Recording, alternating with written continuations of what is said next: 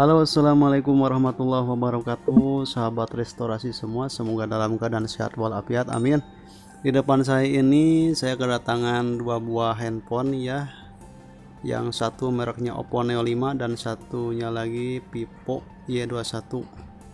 Gejalanya sama seperti yang kita lihat bersama-sama. Di sini keduanya merestart, hidup mati lagi, hidup mati lagi. Kasus seperti ini bisa disebabkan oleh beberapa faktor ya teman-teman. Bisa terjadi dari hardware atau softwarenya. Namun di sini di video kali ini saya akan mencoba satu aja dulu. Yang pertama datang yaitu Oppo Neo 5. Jadi di sini di hari ini saya kedatangan dua HP, tapi ini berbeda orangnya ya. Ini tidak janjian. Yang pertama yang Oppo Neo 5 itu datangnya kira-kira jam 8 pagi. Lalu yang Vivo itu datangnya kira-kira jam 12 siangan. Untuk gejalanya sama itu ya, merestart, hidup mati lagi. Namun untuk penanganannya itu belum tentu sama. Untuk lebih jelasnya saya akan coba bongkar terlebih dahulu ya teman-teman. Namun sebelum saya bongkar HP-nya, saya akan coba untuk mencolokkan dulu casannya, apakah bisa masuk atau tidak. Nah di sini HP-nya bisa hidup, tapi kemudian mati lagi. Ternyata setelah kita colokkan casan, dia tetap restart terus, tidak mau mengisi. Untuk lebih jelasnya, saya akan mencoba untuk membongkar HP-nya ya terlebih dahulu teman-teman. Nah, di sini tertera Oppo dengan tipe R1201 atau bisa disebut juga Oppo Neo 5 ya.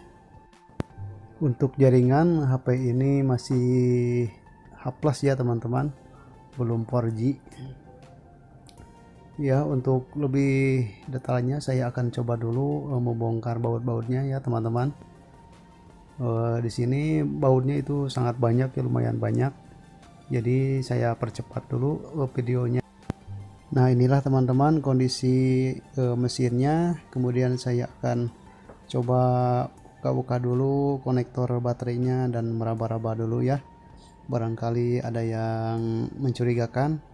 Tapi pengalaman saya jika handphone terus-terus restart, yang pertama saya lakukan yang mudah aja ya dulu teman-teman. Jangan lari ke mesin dulu. Jadi kita analisa dari fleksibel tombol atau baterai. Jadi jangan lari dulu ke mesin ya, untuk mengantisipasi kerusakan yang lain. Nah saya coba bongkar terlebih dahulu untuk mesinnya. Kan di sini untuk tipe-tipe Neo 5, Neo 7 itu tersambung dengan fleksibel on off ya, atau fleksibel tombolnya, jadi terpisah. Nah di sini ada semacam kuningan dan menempel ke fleksibel tombol. Jadi kita akan periksa aja dulu yang mudah dulu. Jadi saya putuskan untuk periksa dulu fleksibel tombolnya, barangkali di sini ada terdapat korosi atau ya semacamnya, atau mungkin fleksibelnya rusak. Nah, di sini saya akan coba shotgun terlebih dahulu. Barangkali bisa masuk ke menu. Kalau bisa masuk ke menu berarti fleksibel tombolnya itu bermasalah atau rusak. Setelah saya shotgun, ternyata HP itu tidak merestart lagi. Kemungkinan terjadi masalah di fleksibel tombolnya. Lalu saya akan coba copot dulu ini fleksibel tombolnya. Terus kita analisa, barangkali ada korosi yang ada di fleksibel tombol itu yang mungkin mengakibatkan si handphone itu restart terus ya teman-teman. Solusinya kalau misalkan fleksibel ini rusak, ya kita tinggal ganti aja ya dengan yang baru, dengan harga yang murah kok, ini di toko spare part juga banyak. paling kisaran 10.000 atau 5.000, 10.000 lah ya, tidak mahal. Nah, saya akan coba bersihkan aja dulu di setiap sisi-sisi tombolnya, barangkali ada kotoran-kotoran yang menempel di situ yang mengakibatkan tombolnya bermasalah. Ya oke teman-teman, saya sudah belikan ini fleksibel tombol untuk Oppo Neo 5 nya ya. Saya beli dengan harga Rp6.000 ya, sangat murah, di toko spare part juga banyak. Karena fleksibel knob yang asal itu sudah rusak, ya terpaksa saya akan ganti aja yang baru. Di sini saya langsung akan pasangkan saja ke tempat yang semula, dan terus kita akan cek bersama-sama apakah masih restart atau sudah tidak restart lagi ya.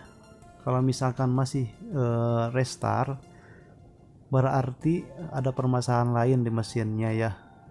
Ya, kemudian saya pasangkan lagi di tempatnya, dan saya pasangkan dulu untuk mesinnya. Lalu kita akan coba apakah dengan mengganti fleksibel on off nya itu berhasil atau malah masih restart ya. Tapi saya kira ini akan berhasil ya, soalnya tadi kita cek dan saya shotkan di bagian pinnya itu sudah tidak merestart, berarti indikasinya ini fleksibelnya. Nah, kemudian saya ganti dan saya akan coba apakah ini merestart ya tidak. Tadi kan kalau kita pasangkan baterai itu langsung restart, sekarang tidak. Nah, saya akan coba tekan tombol power on off. Sekarang kita tunggu aja apakah dia merestart lagi atau masuk menu.